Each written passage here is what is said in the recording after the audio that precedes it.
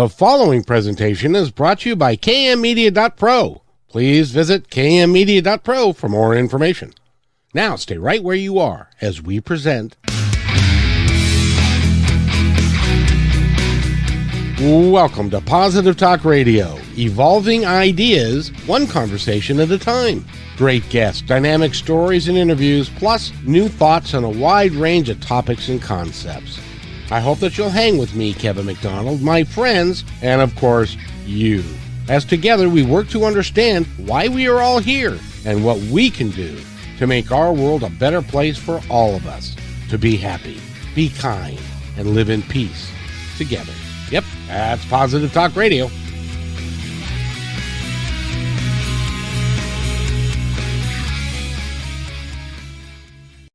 To another episode of Positive Talk Radio. My name is Kevin McDonald. I'm your host today, and your host, like tomorrow and the day after that and all that.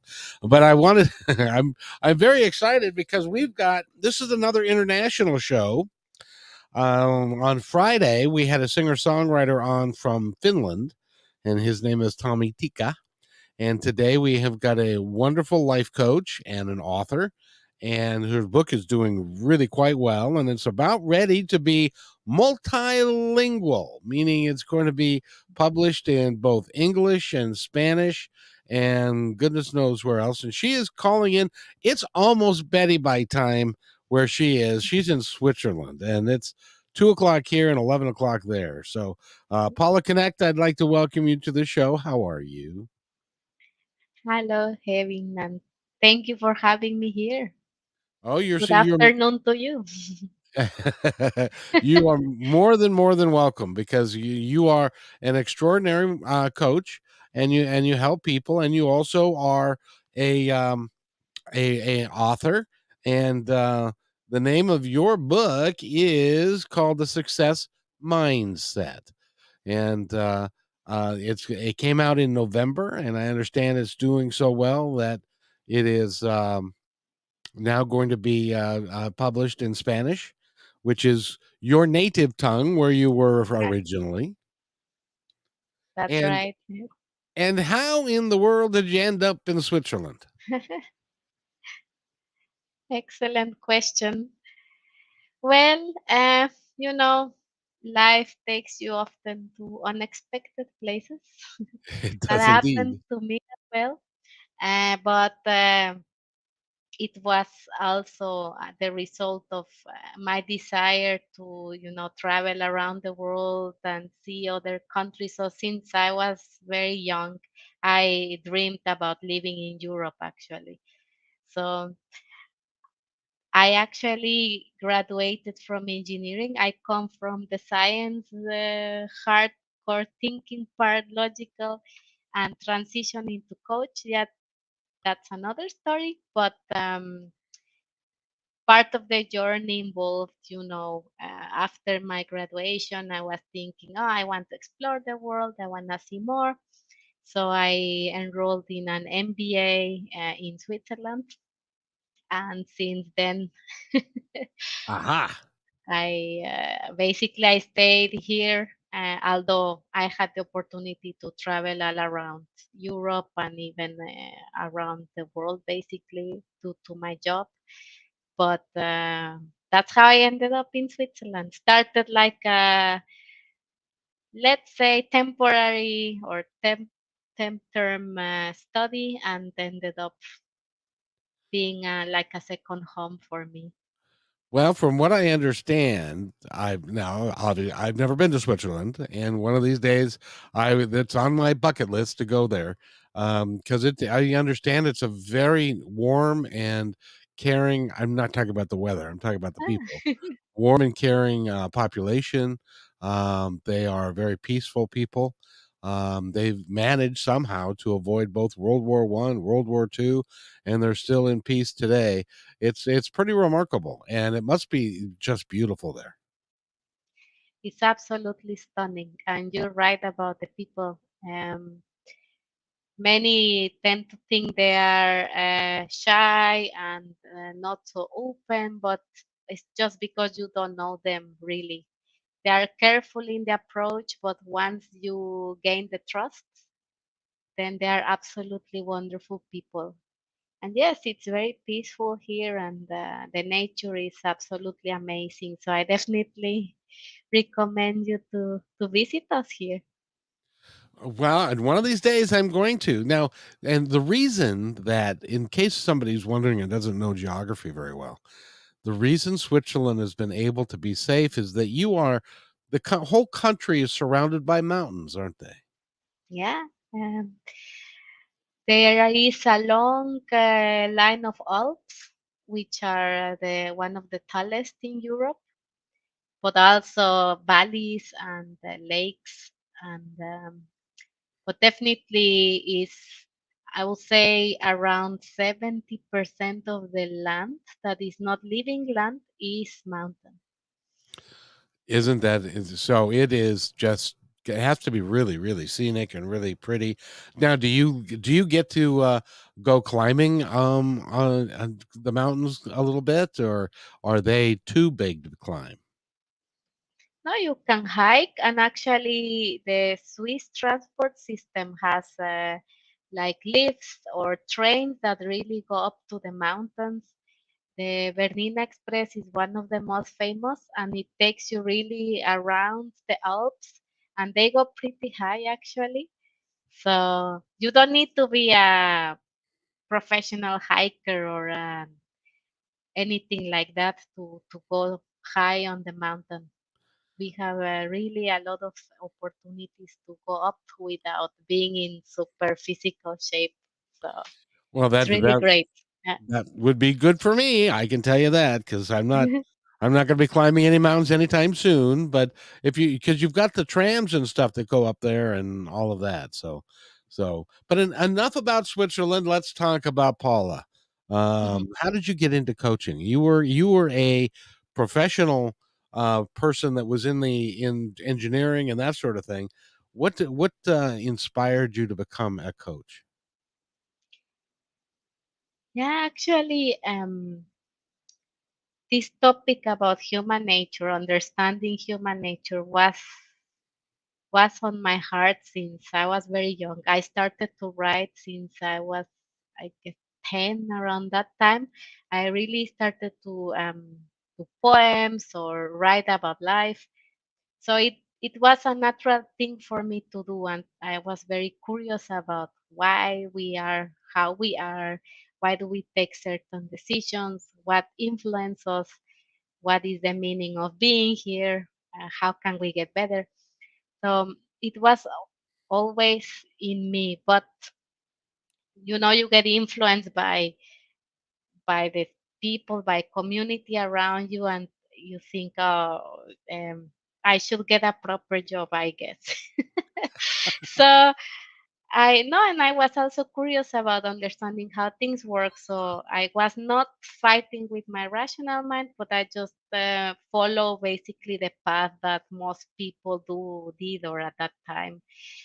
But that's part of the coach inside me stayed with me because once I started working in global companies, meeting a lot of people from different cultures and different backgrounds and countries and so on, I rediscovered that passion I had for people and for understanding different ways of being, and so the transition started once I reached a certain level in my career when I thought, okay, I I am doing quite well in my job. I reached a promising stage in my career, economically doing good, but something is missing. I felt like I reached a point in my life where something was truly missing.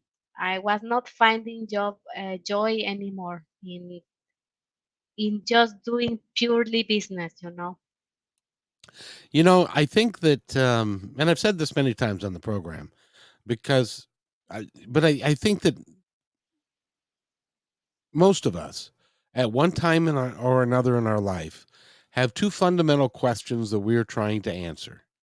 At least in my world. The first one is this all there is? Is just going to work and making money and going back to work and learning and going back to is that all there is? Um, and the second question is, why am I really here? There has to be a purpose for me being here. Why is that? And what is my passion? What should I be following? Have you found that that's true in your work, that a lot of people have those fundamental questions? Absolutely. That's one of the reasons they come to coaching is because they reach that wall, or they reach that stage where they ask themselves, is this really all I can do with my life?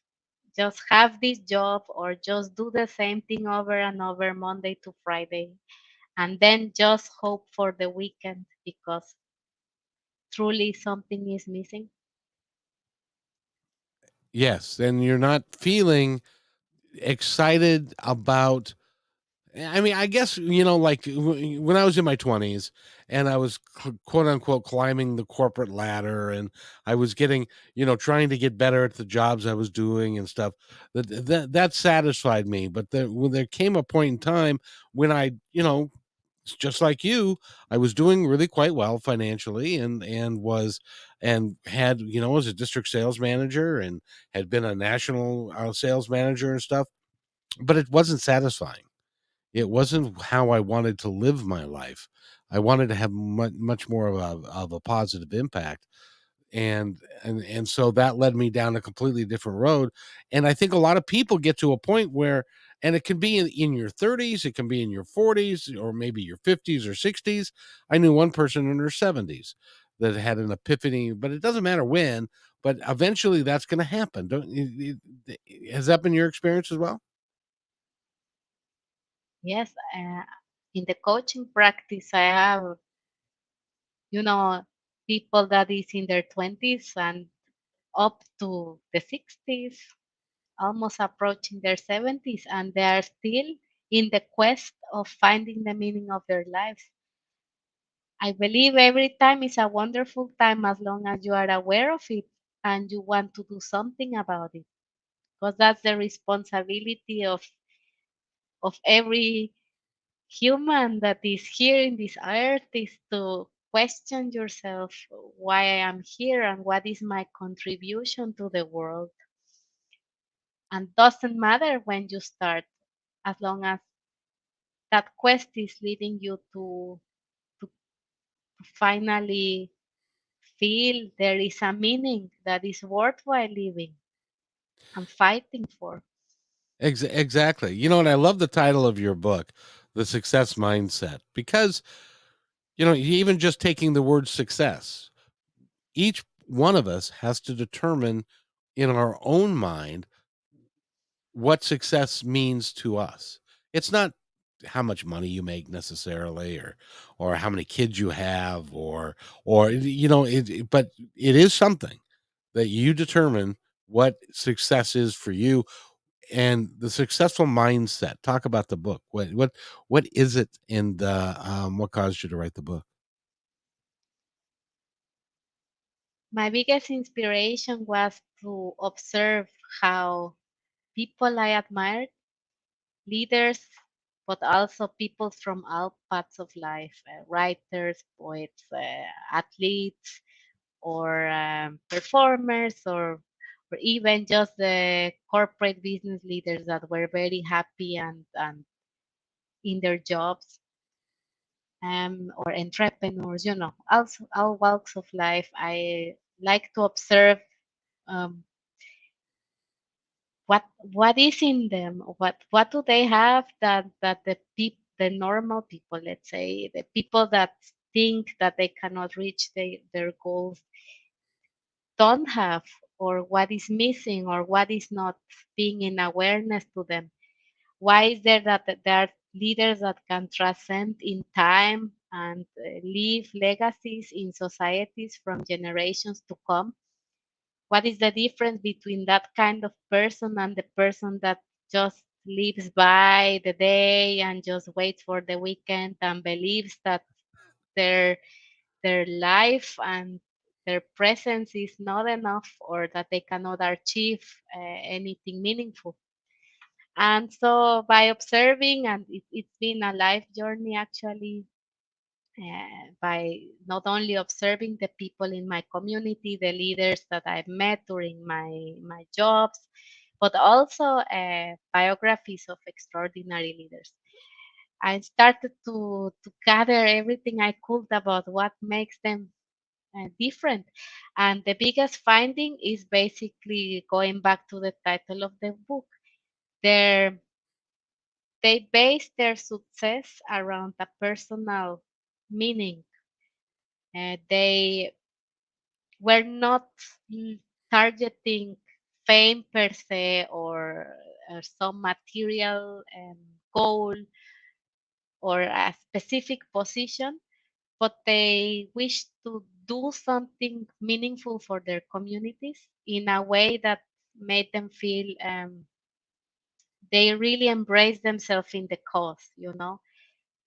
And it was beyond uh, basically their own life. They were not thinking, what do I wish to, how do I wish to see myself, but what do I wish to transform in my community, in my family, in my workplace, or wherever the context was. And this made them follow certain a certain path, but also to develop certain characteristical traits that supported them in their journey, basically. And so the book is the compilation of that path that I believe they followed, and also the characteristic traits that they developed to reach what they aimed in life, that, or at least to point out to their vision, and were I- successful. Is there a commonality amongst them? I mean, is there like the number one thing that they do and pretty much all of them have done to be successful? And if so, what would that be? I mean, the book comprises 11 pillars that I believe were present in all of them, of all the people I studied. But the very, there is, if I could name one thing that they all had, no exception, was a vision. They had their own vision of success, of how their, I mean, it's a vision of their life, basically. So they actually, and this is something that you help people with, is to become clear as to what the vision of your life is instead of saying, I don't know, I want to do, but I maybe not. Mhm. I don't know what because most of us go down that thing. We say, wouldn't it be great to be a rock star? But there's a lot of practice involved, and then you got to write music, and then you got to go on tour. So it's a matter of finding your vision, and I call it your passion, and living your passion to the best of your ability. That seems to be a common theme through all successful people, I think. Absolutely. And it's great that you mentioned passion. I believe passion is an ingredient that helps you or pulls you towards discovering that vision. Um, but there are many steps involved. Is self-observation, is understanding what you love, and what you love combined with talents or things you're good at. That's a path of crafting a passion.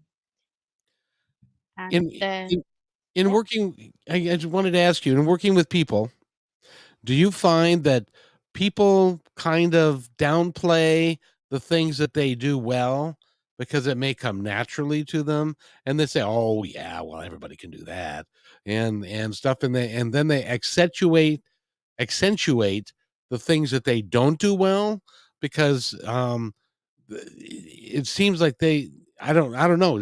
Do people do that? I've had some cases. Some people are aware of what they are good at, but they don't see it as a talent, which is what you're saying. they don't play themselves. They don't. But I think it's also a bit of a is a lack of awareness and also lack of intense focus and practice. Um, because you can be inherently good at things, but if you don't take the decision to become better at it, maybe you do it naturally, but you could be much better. You could even reach a stage or a degree of excellence that you will not even imagine. But it's a decision to No, go that I path. And it's hard for people to choose to focus in one single thing. I understand, and that's one of the issues that I think that why we are here is to discover what is our talent, what we can contribute to the community and to help each other, and then to work at it and really excel at it. But that take a lot of times that takes a lot of work too. Yes, and it's a hard decision to make. If you already have a stable job or certain status, or you have reached a certain level of your life where you are afraid to make the change, it's difficult to switch from what you're comfortable at towards something completely new.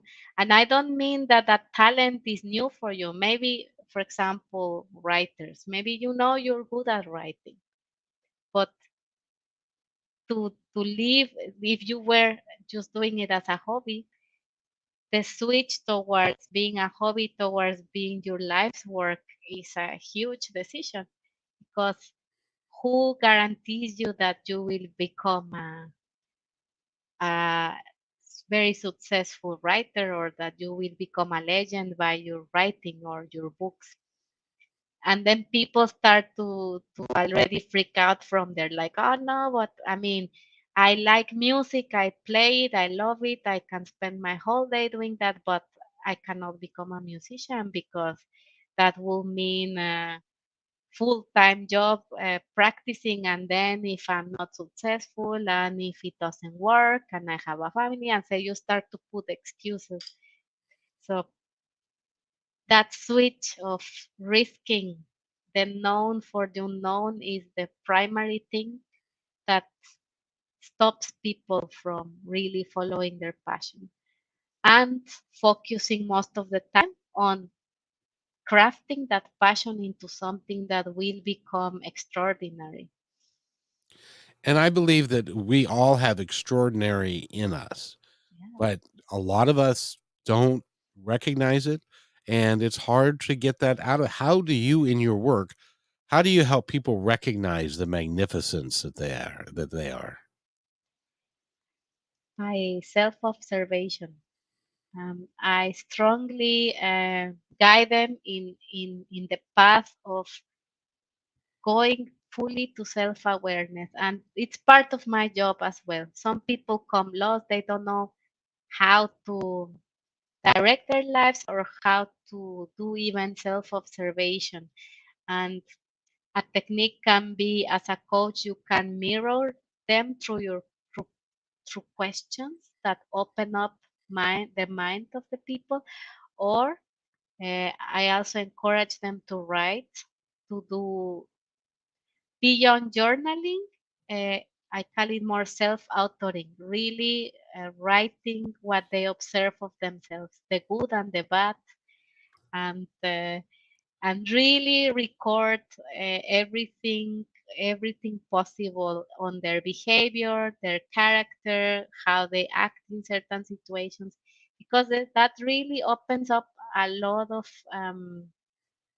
a lot of I call it the Pandora box. Many people then start to realize many things that were hidden in bad habits or in certain patterns of thinking that they did not realize they were blocking themselves in going deeper and asking themselves deeper questions and discovering what drives their lives really. And it's funny because it sounds like a hard work, but once you're really in it and you persist, then it comes so sudden, and it's normally something that you were doing always, but you were just not aware that you really is that really your passion because you neglected it, you didn't give that importance. Oh, exactly. I mean, I do this a lot. I do 10 podcasts a week because I love it. And I love talking to people like you that have really got something positive to say. And and so for me, this is the part that's not work, just sitting here having a nice conversation with you. The part that's the work is the editing and the other Mhm. stuff and the social media and the all that kind of stuff, which I'm not particularly good at, nor do I like. But this is what so I could do this all day, every day, and it would be so that's so for me. This is my passion. This is what I choose to do. I've got over 600 episodes up now, Wow. and having you on the show is just awesome. By the way, we are talking with Paula Knecht. She is an author. She is a coach. The name of her book is The Success Mindset. Came out in November. Is doing really quite well. It's about to be turned into a Spanish book as well, which is your native tongue. And then you're going to have to go throughout Mexico and do book signings and that sort of thing. Does that sound like fun? Oh yeah, so much looking forward to it. And you are a bit of a world traveler these days, aren't you? Yes, I love traveling. So as soon as I had the opportunity to go and do it, I did it, and I've been all over the place. I love to learn about new cultures, meet new people, understand traditions in other countries, and of course the beautiful landscapes and the food. Absolutely. So, Uh, I- I got to ask you because as we talked about at the beginning, you're in Switzerland, and other than chocolate, which I know the Swiss are famous for, what are some of the other foods that they are that you really like that they do really well in Switzerland? oh, hard to say. I mean, it varies per region because Switzerland is a tiny country, actually 8 million people, and really small. It's no more than 4,000 kilometers wide. I mean, it's compared to other countries, it's not that big, no. But the food that I like the most, mm, well, here everybody loves cheese. The cheese is just Ah, absolutely fantastic, and the bread. They do great bread. Is one of my favorites. and they then there's enough space for them to have cows that milk cows and that sort of thing that they make the cheese out of and stuff, right? Well, that's the marketing. But yes, I mean there is a the method that they use. I don't know. It's just the taste is just so great, and you have so much variety of cheese. And so if you're a cheese lover, you will love Switzerland. And they have a lot of dishes around that. They have fondue, raclette. Ooh, Um, fondue would be fun. yeah. That would be good. So what's up next for you? What are you working on these days? Are you just working on your coaching practice? Is there another book, in the works? What's happening for you?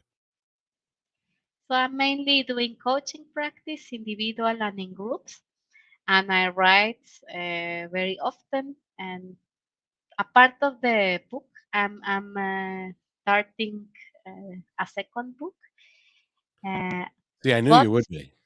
I also write for magazines, online magazines or publications on different online channels, and I have my own blog, so I write very regularly.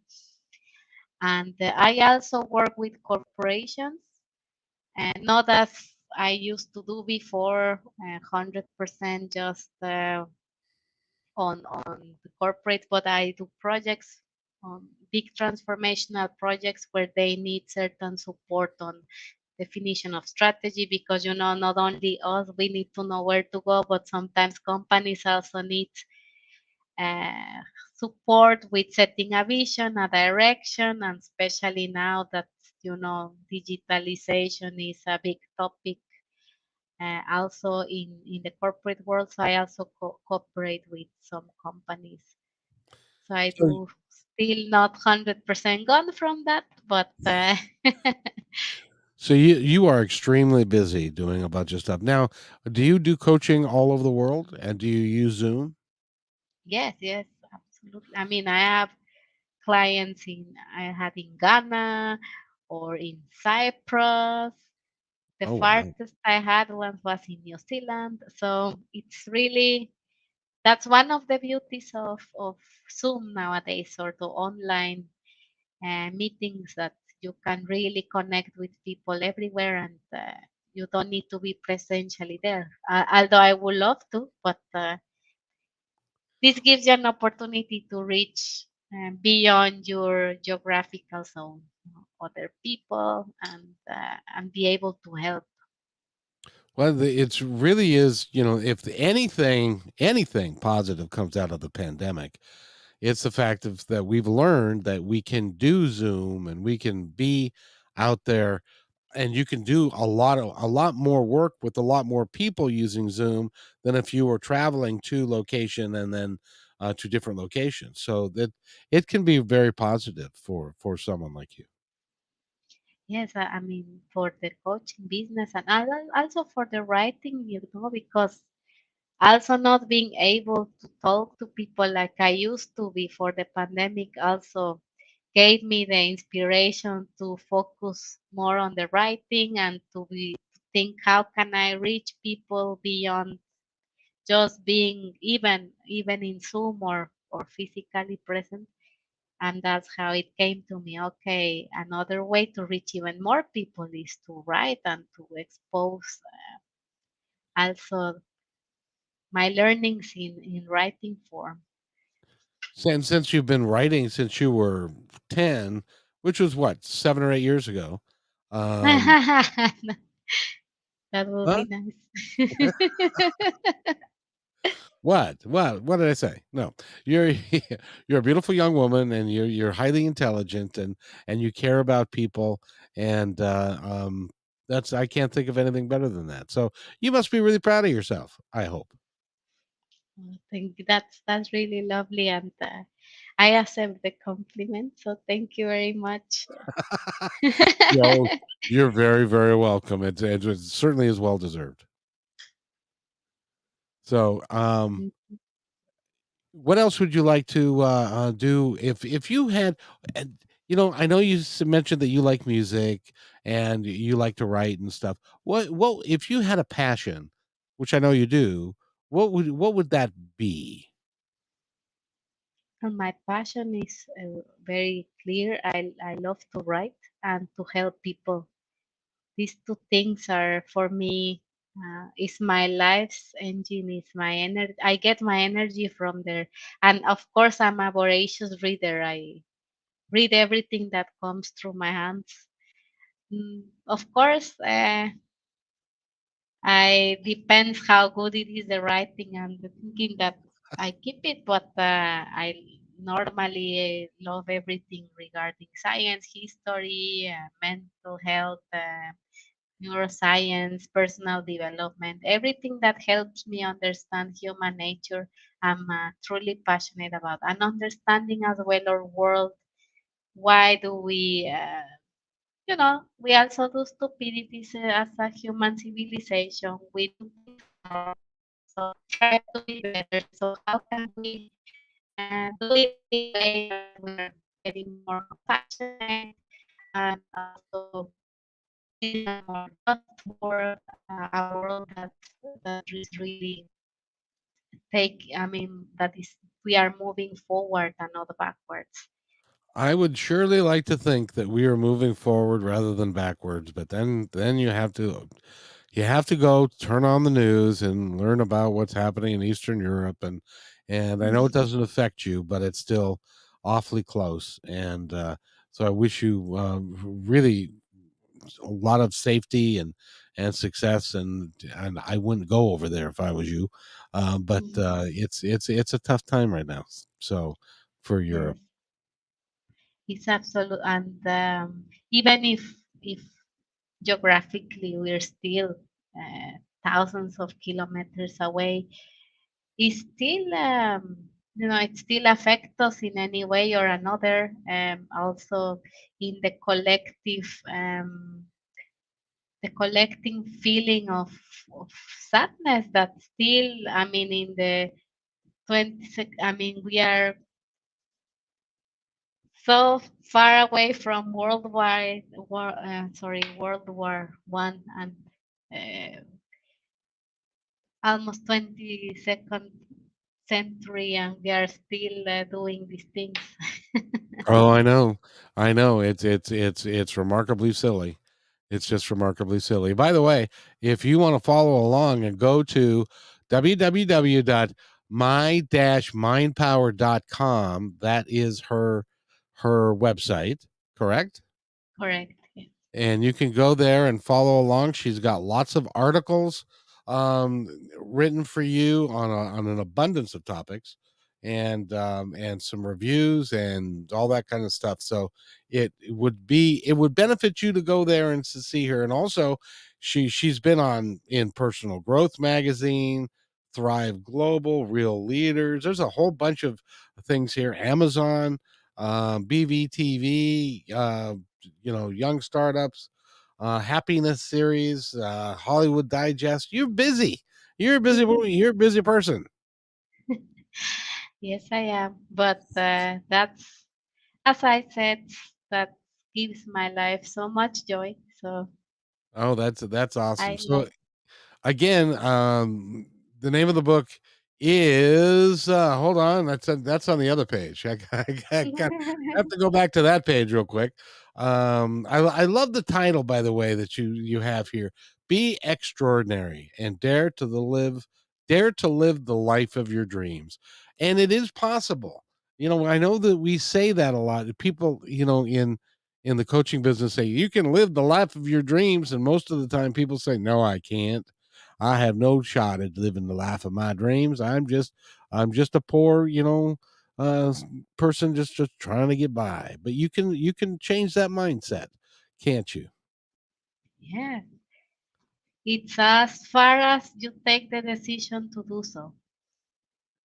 And that is the I think that's the whole program in a nutshell. You have to make that decision. If you Yeah, make if you make that decision, you can do it, I think. it's like the subtitle says, take back the leadership of your mind. And it's really, it's not only that you just take the decision, it's also a rational decision. We've been influenced our whole life by what other people think is better for us. And I don't say only, the influencers or political leaders, or you know as it goes as deep as your parents, your teachers, your friends. The people closest to you have a strong influence on you. There is a say that is quite popular here, and it's very clear. You are the result of the interaction with your closest five people.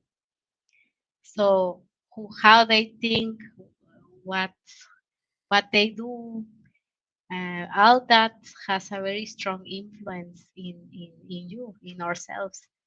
So sometimes it's worthwhile to really do a step back and say, hold on, is it really the life that I want to live? Is this really me? Am I being influenced, and to which extent? And by the TV, by the media, by our people closest to us. So let's choose. We will always get influenced. Don't get me wrong. We are here. It's a global community. We are social animals that like to connect, and we feel a strong meaning in that. And but we can be wise about who we choose to associate us with. And if I'm gonna get influenced by who I choose to get influenced, that makes Exactly. a big difference. And it does. And sometimes we can be our close circle of friends for an abundance of reasons can not be very positive as for us and not have our best interest in heart, even though they think they do. So you find a group of friends that support what you're doing. Would be my suggestions. So, Mhm. but by the way, we're talking with Paola Knecht, and go get the book, The Success Mindset. And Paula, I want to give you just a moment for you to tell our audience anything that you would like them to know about now or in the future, about anything at all. What I want people to know about me or in general. Just in anything you want. This is your time. Well, if there is just one single advice I could give you is really take take the time to observe yourself, to listen to yourself. Um, we are busy people. We like to, run behind, but the best, I think one of the biggest responsibilities we have as humans is to recognize who we are, why are we here, and the best way is by doing self-observation, question yourself, make yourself the hard questions, and strive to get the answers. And you will be very surprised what you will find out about yourself. That's really good. That's really good. And hopefully it'll be a pleasant surprise when you find out about yourself Yeah. rather than a not so pleasant surprise. But you can always work to change it.